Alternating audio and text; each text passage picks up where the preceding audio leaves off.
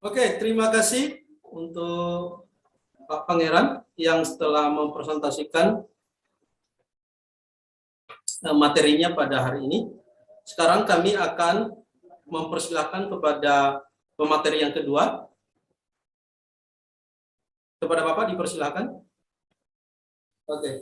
Iya, terima kasih. Ya, Bapak Ibu yang dikasih Tuhan, rekan-rekan semuanya perlu kita ketahui bahwa ini merupakan event yang sangat baik, ya, yang sangat baik dan sangat tentunya bersifat edukatif, ya, di mana kita memiliki keterbebanan yang sama, ya, untuk menjelaskan, ya, sebenarnya tujuan kita adalah menjelaskan betapa pandangan premil, ya, dispensasi itu merupakan pandangan yang berdasarkan Alkitab dan dapat dipertanggungjawabkan, sehingga ketika yang tadi sudah saya disampaikan oleh Pak Harefa bahwa ada beberapa nama yang memang cukup heboh juga, yang sebelumnya juga sebenarnya kalau kita ketahui ya tahun lalu itu sudah sangat luar biasa juga memeras waktu kita kemarin itu. Cuman saya pikir lagi, wah ini ya nggak enak juga kalau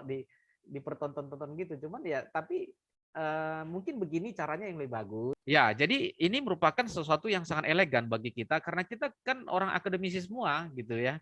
Jadi tidak barbar. Nah, itu yang saya selalu jaga itu. Karena saya tidak ingin terlihat tertonton oleh masyarakat gereja dan apalagi tertonton oleh orang luar kita barbar. Jadi ini saya sangat senang karena kita lakukan ini ya, bersifat edukatif. Ya, terima kasih buat rekan-rekan semua dan ada senior saya di ini Pak Pendeta Weli. Salam Bapak, ini senior kita jadi beliau nanti pasti akan menambahkan apa yang kurang dari kita semua. Baik, teman-teman, topik yang saya dapat adalah kedatangan Kristus kembali dalam perspektif premil ya. Kedatangan Kristus kembali dalam perspektif premil. Adapun literatur yang bisa nanti teman-teman untuk dapatkan ini sebenarnya sudah memiliki nama yang sangat baik ya. Nah ini ya, ada Charles Ryrie, John F. Walford, ya, J. Dwight Pentecost, Hal Wilmington dan Pak Chris Merantika, ini tokoh dan sudah disebutkan tadi beberapa. Ya baik, nah, kita akan bahas ya teman-teman. Ya, terminologinya kata pengangkatan itu dalam 1 Tesalonika 4 ayat 17 memang ayat ini yang sangat-sangat bisa dikatakan sangat salah satu ayat yang sangat kuat ya, dan tentunya ada lagi nanti 1 Korintus. Ya, ini berasal dari kata rapere artinya diangkat. Ya, dalam bahasa Yunani koine ya, itu menggunakan bentuk kata kerja harpak gesometa yang berarti we shall be caught up ya or taken away, artinya kita akan diangkat dan dibawa pergi. Ya, bentuk kamus dari kata kerja ini adalah harpazo. Penggunaan ini juga terlihat dalam teks-teks. Jadi bukan hanya 1 Tesalonika, dia ada Kisah Rasul 8:39, 2 Korintus 12, Wahyu 12 yang sangat-sangat benar gamblang sekali, dan bahkan Pak Marung tadi sudah katakan ada begitu banyak ayat-ayat lain ya. Nah, dapat dikenal sebagai alaso juga, kata Yunani terjemahkan diubah di dalam 1 Korintus 15 ayat 51 dan 52. Ya, itu sangat berkaitan. Jadi bisa dikatakan 1 Tesalonika 4 ayat 17 dan 1 Korintus 15 ini harus dikawinkan ya di dalam membuat dasar ya rapture dan kedatangan Kristus kembali. Nah, kemudian Yesus telah menjelaskannya di dalam Yohanes 14 ayat 1 sampai 3. Di sana dikatakan sebab aku pergi ke situ untuk menyediakan tempat bagimu. Jadi Yesus pergi dan kemudian menyediakan tempat. Dan kemudian Yesus masih lanjutkan, saudara, aku datang kembali membawa engkau. Nah ini, jadi ini sangat penting, harus digarisbawahi teman-teman ya. Yohanes 14 ayat 3. Aku akan pergi menyediakan tempat. Kemudian Yesus katakan, aku datang kembali dan membawa. Ya, ini garis sangat penting, saudara. Ya, dan membawa. Jadi sangat-sangat memang berdasar untuk membangun teologi ini, doktrin ini bukan dibuat-buat oleh para pendahulu kita yang literat. Ada nama-nama tokoh 4 yang saya katakan tadi itu bukan dibuat-buat, tapi memang berdasar. Nah, Kristus akan datang kembali bagi gerejanya. Ya, ayat-ayatnya bisa teman-teman lihat di sana ya. Seperti 1 itu Filipi 3, Titus, Ibrani 9 ayat 28. Ya. Nah, dasar teksnya itu yang paling penting kan, yaitu yang paling kuat ya, paling dan sangat-sangat kalau kita baca itu sangat cepat wah ini dia nih gitu ya. Dan semuanya tokoh-tokoh kalau kita baca buku literatur semuanya pasti 2 ayat ini yang sangat penting ya. Walaupun ayat yang lain itu pasti penting dan itu mendukung teman-teman. Nah, poin penting dalam 1 Tesalonika 4 ayat 13-17 yaitu yang pertama adanya kesadaran. Apa ya? Di sana Rasul Paulus katakan, dan sekarang. Nah, ini kesadaran dari Rasul Paulus dan disampaikan kepada jemaat ya di Tesalonika. Saya ingin saudara mengetahui ya, yang terjadi dengan orang Kristen bila ia mati. Nah, ini ya Rasul Paulus sendiri menyampaikan ini kepada jemaat yang dia layani. Kemudian adanya istirahat. Istirahat bagi siapa? Ya karena kita percaya Yesus mati dan kemudian hidup lagi, kita dapat percaya bahwa para Yesus datang lagi, Allah akan bawa serta umatnya yang sudah mati. Nah, ada konsep istirahat di sana ya. Makanya kita juga kalau khotbah kan biasanya sering kita katakan demikian, ada kita beristirahat gitu ya. Dan Pak Manurung juga tadi katakan ya di Firdaus. Kemudian pernyataan, saya dapat mengatakan ini kepada saudara langsung dari Tuhan bahwa pada waktu Tuhan datang lagi kita masih hidup tidak akan naik, menunggu Dia akan mendahului mereka yang sudah dalam kubur. Ya, dan itu artinya apa? Bahwa yang akan diangkat terlebih dahulu adalah yang mati di dalam kubur. Tetapi dalam konteks yaitu apa? Mereka adalah orang-orang yang percaya, yaitu gerejanya. Nah, ini ditegaskan kembali oleh Rasul Paulus. Ya. Nah, kemudian adanya poin penting lagi yaitu kedatangan kembali. Ya, sebab Tuhan sendiri akan turun dari surga dengan sorak nyaring dan seruan penghulu malaikat menggetarkan jiwa dan bunyi sangkakala. Nah, kemudian di sana dia akan di awan. Nah, ini juga sangat penting yang harus digarisbawahi bahwa tadi dalam Injil Yohanes tadi kan sudah ditegaskan ya. Injil Yohanes pada pasal 14 ayat 3 dan dengan kedatangan Yesus kembali itu ya, maka ini adalah prosesi yang awal pertama yaitu apa? Mengangkat. Ya. Mengangkat siapa? Mengangkat gerejanya. Ya, mengangkat gerejanya. Di sana ada bunyi sangkakala. Meskipun saya baca beberapa tokoh ada perbedaan. Ada yang berkata itu adalah Mikael, tapi ada yang berkata itu adalah Gabriel. Tapi esensinya bukan di situ. Ya, esensinya bukan di situ. Meskipun bisa saja itu Mikael karena dia penghulu malaikat, tetapi ada juga yang berkata Gabriel karena Gabriel itu sangat penting memberikan pesan-pesan penting di dalam setiap pemberitahuan, yaitu pemberitahuan Yesus lahir, ya itu adalah Gabriel. Dan demikian juga ada yang menghubungkannya sehingga pada waktu rapture nanti pun itu dilakukan oleh Gabriel. Nah, tapi itu tidak terlalu esensial untuk kita bahas, ya. Oke, kita lanjutkan.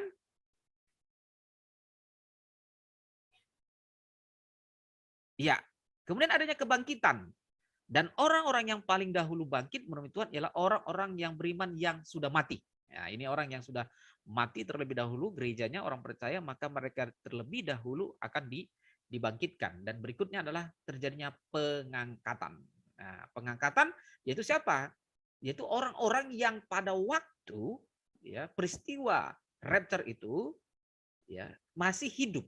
Dan kita nggak tahu, saudara. Kalau kita baca 1 Tesalonika 4 ayat 13-17, Rasul Paulus sendiri ingin, ya, ada keinginan Rasul Paulus agar dia ketika dalam suasana rapture itu dia ingin sekali agar dia diubahkan. Artinya dia masih hidup. Itu kerinduan dari Rasul Paulus. Tetapi nyatanya kan kalau kita sampai hari ini, ya Rasul Paulus sudah meninggal, tetapi rapture belum terjadi.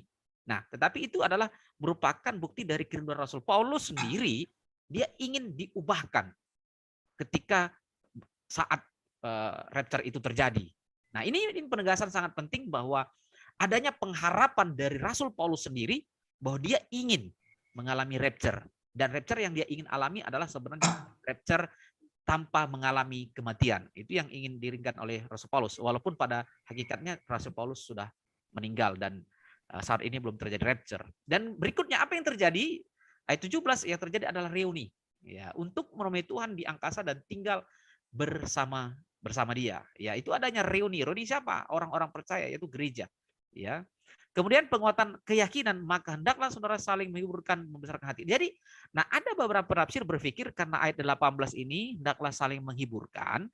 Penafsir-penafsir yang menolak rapture, yang menolak premil, berpendapat bahwa ini teks ini sebenarnya penghiburan saja. Ini kita tahu kok itu. Ya, itu hanya penghiburan saja, itu hanyalah kalimat-kalimat untuk menguatkan. Karena ada kegelisahan di sana. Di kemanakah orang-orang yang sudah meninggal itu?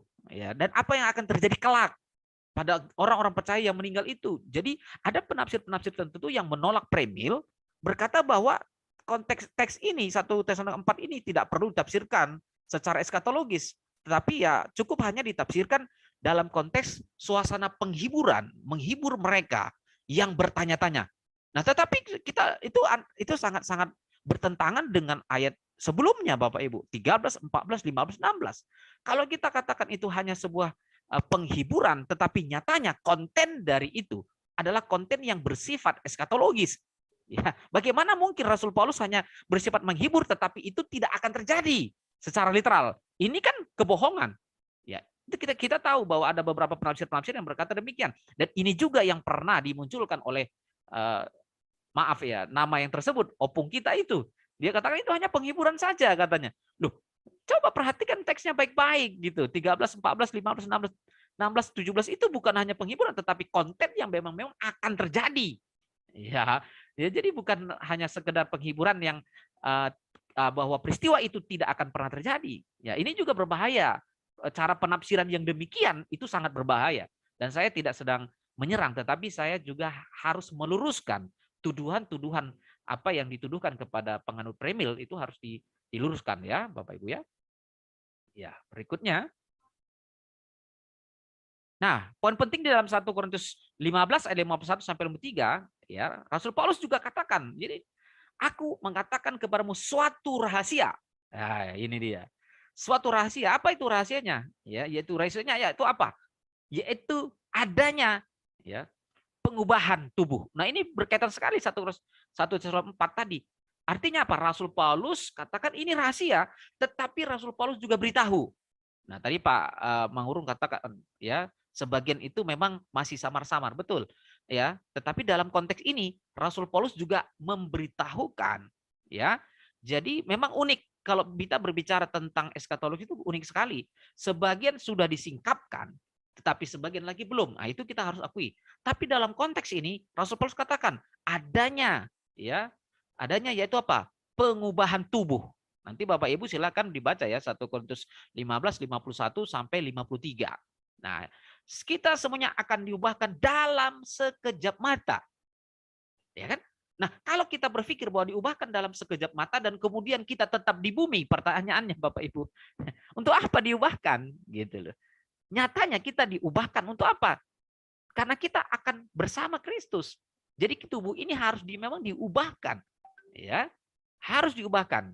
Sehingga itu definisi dari pengangkatan itu sangat erat kaitannya dengan pengubahan tubuh itu. Itu sangat erat berkaitan Bapak Ibu. Nah, kemudian sebab nafiri akan berbunyi. Nah, tadi juga di 1 Tesalonika itu nafiri pada saat keangkatan itu hanya satu nafiri yang dibunyikan. Ini dari saya kutip dari John Walford. John Walford katakan hanya satu kali. Ya, karena ada yang nafiri itu ada satu kali, ada dua kali. John Walford katakan dalam konteks pengubahan tubuh ini itu hanya satu kali. Ya, artinya sama rata semuanya. Ya, sekali dibunyikan langsung naik. Nah, itu dia. Ya, kemudian karena yang dapat binasa ini harus mengenakan yang tidak dapat binasa dan yang dapat mati harus mengenakan yang dapat mati. Ya, yang dapat binasa ada tindakan adikorati untuk membangkitkan tubuh orang-orang beriman yang sudah mati. Ya. Nah, kemudian yang dapat mati ada tindakan adikorati untuk mengubah tubuh orang beriman yang masih hidup. Wah, ini merupakan karya dari Kristus karena Kristus berkuasa atas kehidupan. Ya.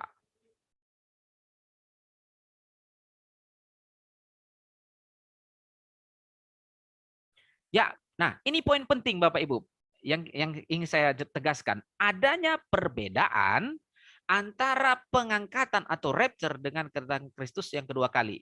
Nah, menurut pandangan dari premil ini dibedakan. Ya, dibedakan. Tetapi hati-hati, tidak seperti yang dituduhkan oleh rekan kita itu yang tadi ada satu kali, dua kali, tiga kali. Enggak. Premil ini harus ditegaskan. Premil tidak mempercayai sampai adanya kedatangan Kristus yang ketiga kali. Tidak pernah ada di dalam buku-buku siapapun itu, tidak pernah Bapak Ibu. Ya, tidak ada itu.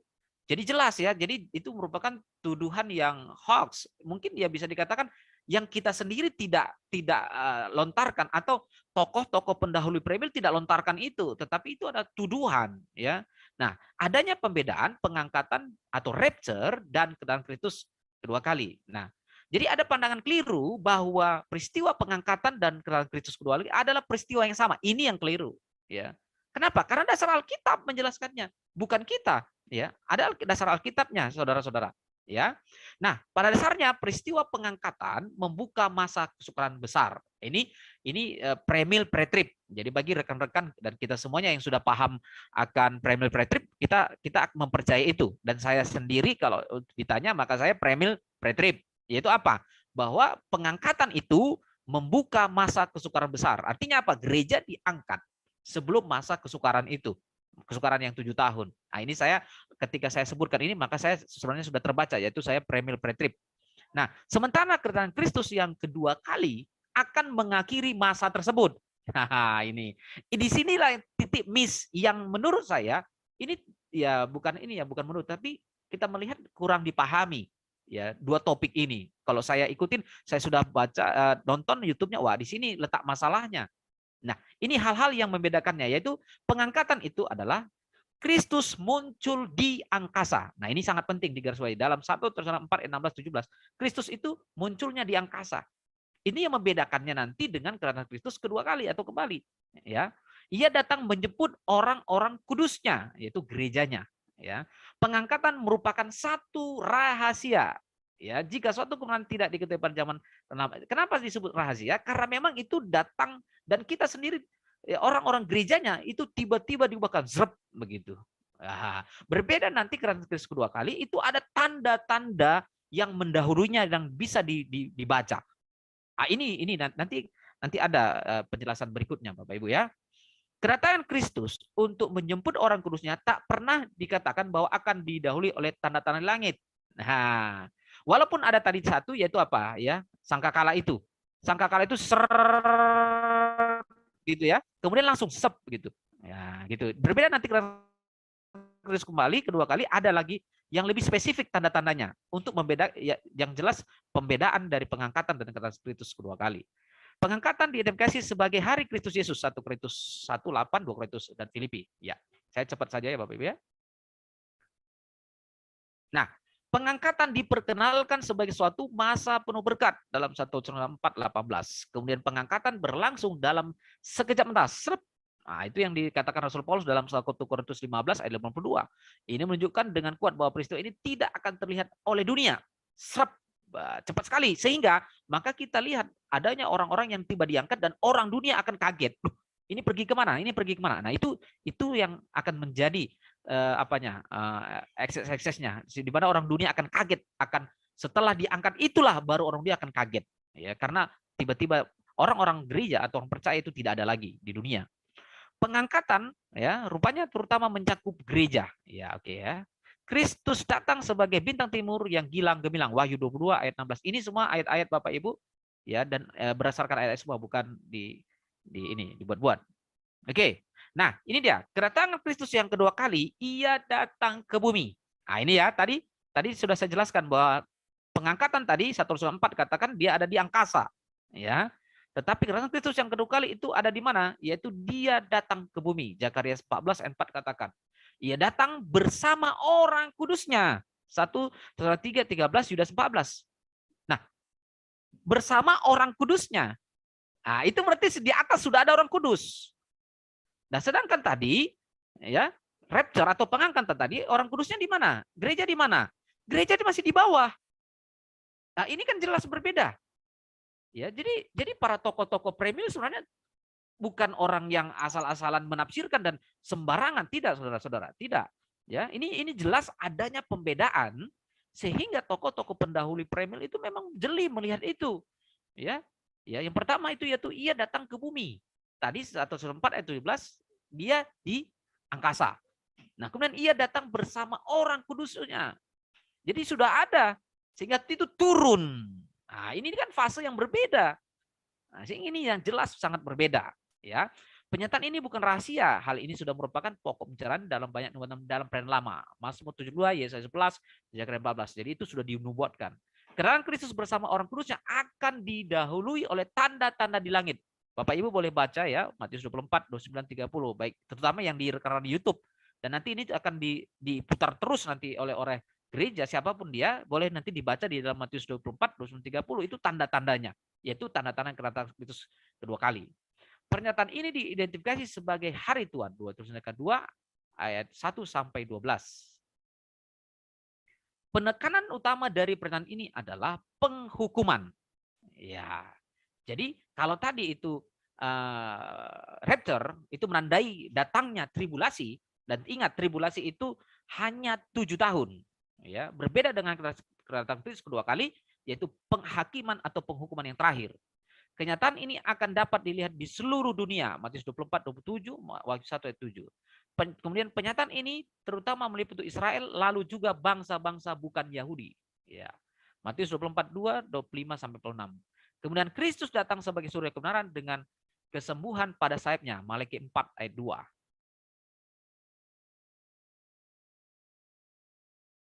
Ya. Tidak ada satupun bagian dalam Perjanjian Baru tentang masa kesukaran yang menyebutkan mengenai gereja. Nah, ini dari John Walford katakan. Ya, tidak ada satupun bagian dari dalam PB yang menegaskan bahwa gereja akan masuk pada masa kesukaran. Yang kedua, gereja tidak ditentukan untuk mengalami murka. Itu ayat-ayatnya Bapak Ibu. Oleh karena itu gereja tidak mungkin masuk dalam hari besar murka mereka. Wahyu 6 ayat 17. Ya, mungkin nanti next kita akan jelaskan ya, masa tribulasi itu ke next. Sehingga yang apa yang dijelaskan pada sesi pertama ini itu akan match ya, nyambung. Oh, ternyata masa tribulasi ini begitu beratnya dan luar biasa sehingga pandangan-pandangan ini benar-benar dinyatakan bahwa gereja tidak akan masuk dalam tribulasi. Gereja tidak akan ditimpa oleh hari Tuhan ya, yang termasuk masa kesukaran. Ciri khas dari tindakan ilahi adalah melepaskan orang beriman sebelum menimpakan hukum ilahi ke atas dunia sebenarnya dilukiskan dalam pembebasan Lot dan lain-lain. Ya, 2 Petrus 2 ayat 5 sampai 9.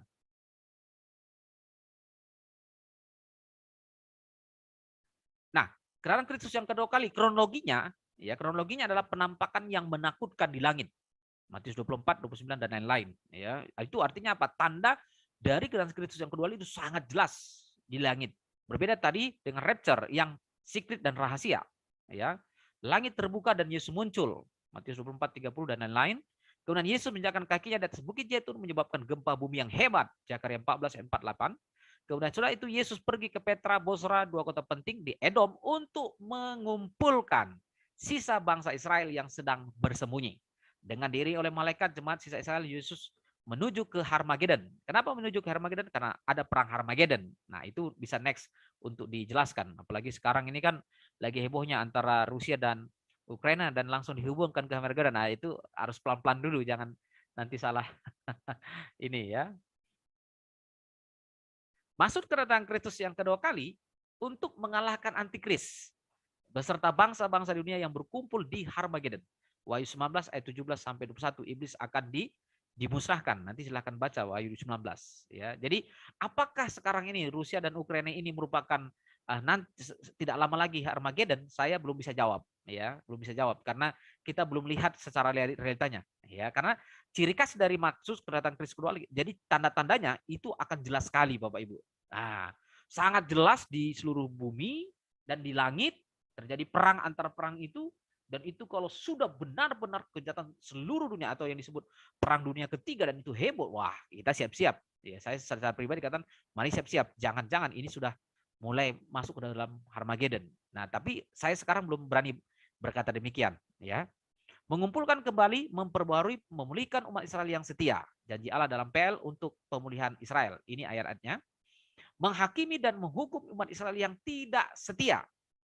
Ya, tidak semua orang Israel berasal Israel, itu jelas ya. Dalam Roma 9 ayat 6, Israel akan diselamatkan. Ingat Bapak Ibu, Israel tetap diselamatkan, yaitu sisa Israel. Israel tidak pernah ditolak oleh Allah. Roma 11 ayat 26. Kemudian memisahkan domba dari kambing, Matius 25, membangkitkan orang kudus dalam PL dan dari masa sisaan akan dibangkitkan sebelum masa 1000 tahun. Menghakimi malaikat-malaikat yang jatuh. 1 Korintus 6 ayat 3. Oh ya, baik Pak Harifa. Nah, ini kesimpulannya ya. Nah, oke, waktu mungkin sangat ini. peristiwa kenosis merupakan kedatangan itu penyataan khusus, ya. Memang bisa dikatakan oh itulah pertama kali. Oke. Keterangan Kristus yang kedua kali dalam Zakaria berbeda dengan peristiwa rapture, ya. Ini kesimpulan kita ya. Peristiwa rapture secara rahasia, keterangan Kristus tetap 2 kali, bukan 3 kali. Nah, ini seperti yang dituduhkan oleh pihak lain. Jadi pihak premil baik yang mempercayai dispensasi itu tidak percaya ada 3 kali kedatangan Kristus yang ketiga, itu tidak. Ajaran rapture dan kedatangan Kristus kedua kali memiliki dasar alkitabiah, biblik yang kuat dan tidak sesat. Nah, ini perlu ditegaskan kepada semua kita. Oke? Ya, inilah sumber-sumber dari apa yang sudah saya sampaikan. Terima kasih rekan-rekan semuanya, Pak Arefa, terima kasih.